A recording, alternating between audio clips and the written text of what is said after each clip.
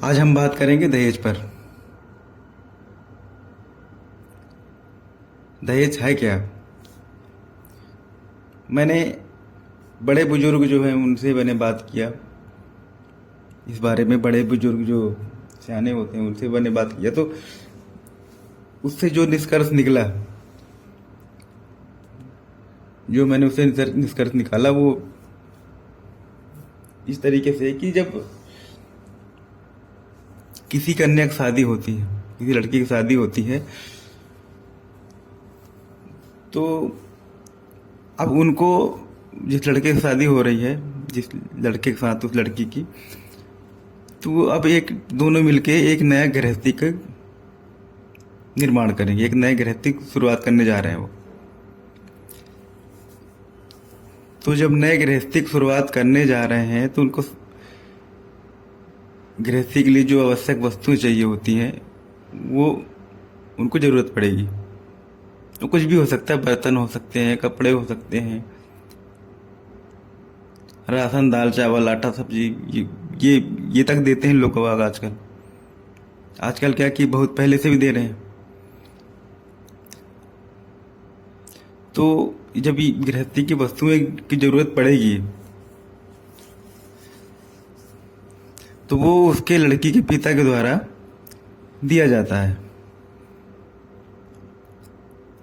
अब कुछ लोग कहेंगे इसमें घर की भी जरूरत पड़ती है। बिल्कुल पड़ती है। अब वो घर लड़के के पिता के द्वारा दे दिया जाता है। लड़के के पिता के पास जो भी है तो वो लड़के का ही है, उसके पुत्र का ही है।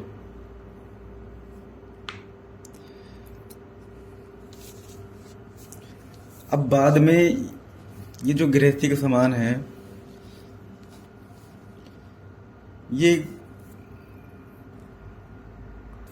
इसकी संख्या और सामग्री दोनों बढ़ती गई। इसकी संख्या और सामग्री दोनों बढ़ती गई। पहले केवल गृहस्थी का सामान था, अब उसके अलावा भी होने लगे। पहले जरूरतें के सामान थी, अब बिना जरूरत के सामान भी होने लगे। मतलब शादी में दिया जा रहा है, कुछ दिखावे के लिए दिया जा रहा है, कुछ दिखावे के लिए दिया जा रहा है कि अमुक व्यक्ति ने अपनी लड़की की शादी में इतना दिया तो हम उससे ज्यादा देंगे। जिसकी जो हैसियत है वो यही सोचते कि देंगे। और कुछ लड़के वाले भी हैं इस तरीके से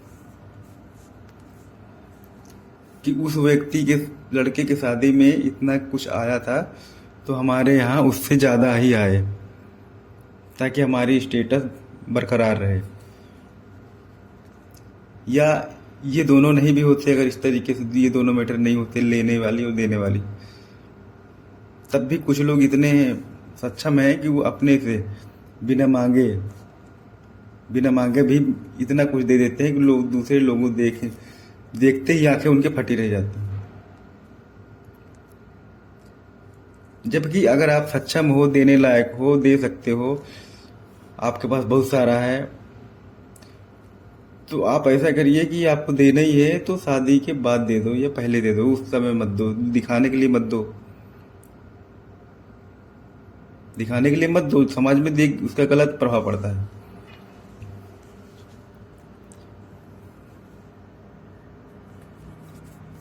इसमें लेना और देना दोनों ही गलत है मेरी नज़रों में।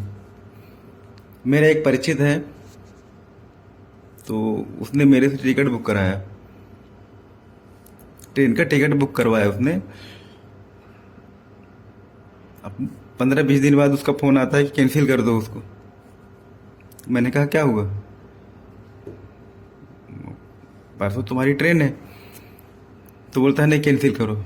तो मैंने उससे पूछा, तो उसने बताया कि उसकी जो बहन की शादी होने वाली थी जहाँ, तो शादी तय हो गई, सब कुछ हो गया।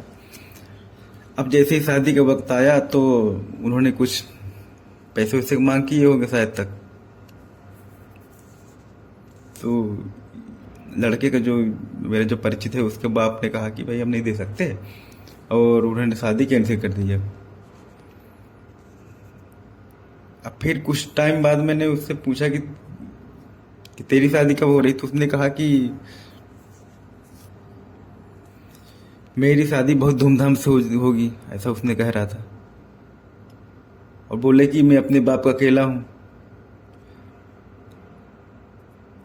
अपने बाप का अकेला हूँ तो उसमें बहुत कुछ सामान भी आएंगे,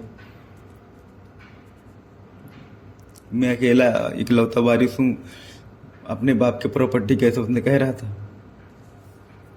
तो जब उसके पर आई, जब उस पे आई, जब लेने की बात आई तो वो आगे हो गया, जब देने की बात आ रही थी तो वो मुकर गए। मैं ये नहीं कह रहा कौन सही है कौन गलत है, लेकिन दोनों ही मेरे नज़रों में गलत है, दोनों ही गलत है। लेना भी नहीं चाहिए, ना तो देना भी चाहिए, ना लो या ना दो। ये तो रही सकारात्मक पक्ष। अब इसका एक नकारात्मक पक्ष भी है। वो ये है कि आजकल लड़कियां क्या करती हैं कि शादी के बाद अगर थोड़ा भी किचकिच हुआ किसी बात पे, अगर दोनों के बीच में मिसअंडरस्टैंडिंग हुआ, कुछ गलतफहमियां हुई, तो बात छोटी छोटी बातों में कोर्ट पहुंच जाते हैं। और जब कोर्ट पहुंचे तो उन्होंने कह दिया कि भाई हमसे दहेज मांग रहा है, कि घरेलू हिंसा कर रहा है, कि इस तरीके से कुछ भी आरोप लगा सकते हैं। आरोप सिद्ध होने में काफी टाइम लग जाएंगे, आरोप सिद्ध होने में काफी टाइम लग जाएंगे, सिद्ध हो या ना हो, लेकिन ऐसा कर देने से वो आदमी कुछ समय के लिए परेशान तो हो जाएगा। जबकि आजकल देखा जाए तो ऐसे ही बहुत सारे केसों में आदमी जिसने कभी लिया ही नहीं वो प्रताड़ित हो रहा है। एक समय था जब औरतें प्रताड़ित हो रही थी, सुना है हमने, देखा तो नहीं है, लेकिन आजकल आदमी परेशान परेशान हो रहा है, प्रताड़ित हो रहा है। हमने देखा है इस बात को। हमने सुना है कि पहले औरतें परेशान हुआ करती थी, प्रताड़ित होती थी, लेकिन आजकल उल्टा हो गया है। आजकल उल्टा हो गया, आपको कुछ भी तामझाम करने की जरूरत नहीं है, आप बस झूठा इल्जाम लगा दो, सिद्ध होंगे बाद में, पहले तो आपकी खाल खींच ली जाएगी। इसका मतलब कि आप कोर्ट कचहरी के चक्कर में दौड़ दौड़ के परेशान हो जाएंगे। जबकि अगर कोई व्यक्ति ऐसा है जिसने जहेज लिया है या मांगा है कि भाई मेरे को ये सामान चाहिए, तो उसको जो है उससे कोई भी कुछ नहीं कर सकता, कोई झूठी आरोप नहीं लगा सकता, ना कोई झूठी केस करवा सकता है, ना कोई कुछ कर सकता है। जिसने नहीं लिया कभी, जिसने कभी लिया ही नहीं, वही प्रताड़ित हो रहा है। इस तरीके से मामलों में ज़्यादातर जो टीवी सीरियल होते हैं उनका बहुत बड़ा योगदान है।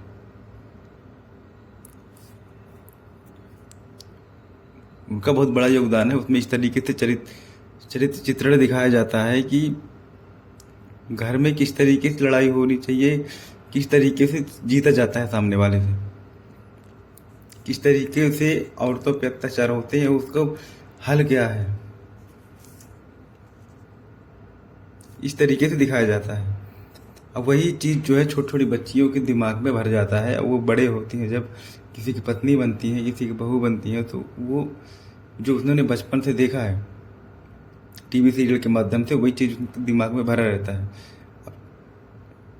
अब छोटे बच्चे रहते हैं जब, तो उनको ये पता नहीं रहता कि ये केवल मनोरंजन है, इसमें सच्चाई का लेना देना बहुत दूर दूर तक नहीं है। यह होगा भी तो कोई संयोग मात्र ही होगा, लेकिन ये केवल मनोरंजन के लिए है। लेकिन जब तक वो इस बात को समझते हैं तब तक उनके दिमाग में ये चीज़ बढ़ जाती है।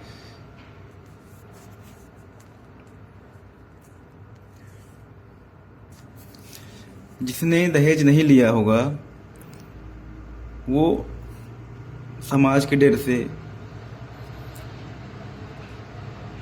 अपने परिवेश, आस पास के परिवेश के में उसकी लज्जा हो, ये सोचकर वो इंसान जो है, वो आदमी कभी कभी आत्महत्या भी कर लेते हैं।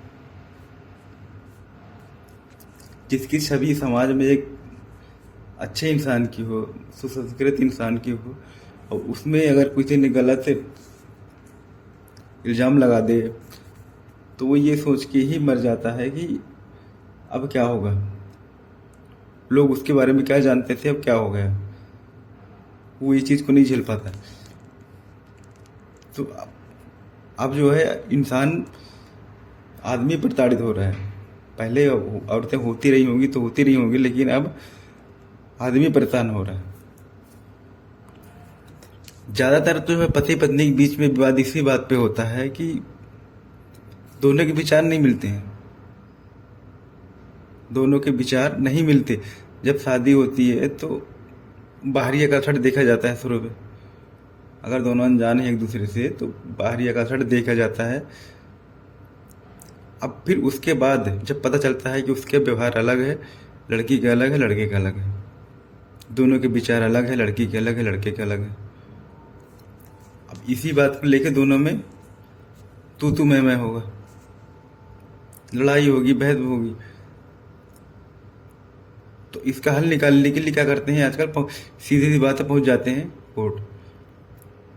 अब इसमें किसी ने और मसाला डाल दिया कि इस पे तो ऐसा कर दो तो ये केस लगेगा, ये केस लगेगा, ऐसा होगा, वैसा होगा। तब समझ में आएगा इसको, सामने वाले को। ऐसा बहुत सारे लोग हैं मसाला डालने वाले, आग में घी डालने वाले। जबकि हर किसी समस्या का हल है, उसको बातचीत से सुलझाया जा सकता है। अगर लड़का लड़की की जो शादी हुई है जिनकी अभी, तो उनको दोनों के विचार नहीं मिलते तो ठीक है, कोई बात नहीं, दोनों को समझौता कर लेनी चाहिए, दोनों को कंप्रोमाइज करनी चाहिए कि अगर लड़का या लड़की में से दोनों में से किसी को लगता है कि मेरे जैसे विचार इसमें नहीं है, ये मेरे जैसे व्यवहार नहीं है, तो उसमें दो तरीके हैं।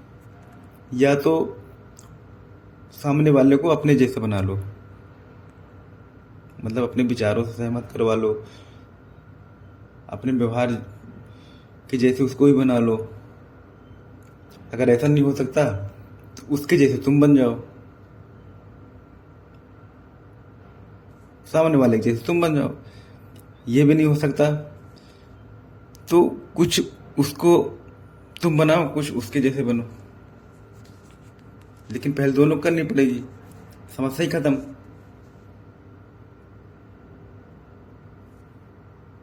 लेकिन उस समस्या को खत्म करने के अलावा,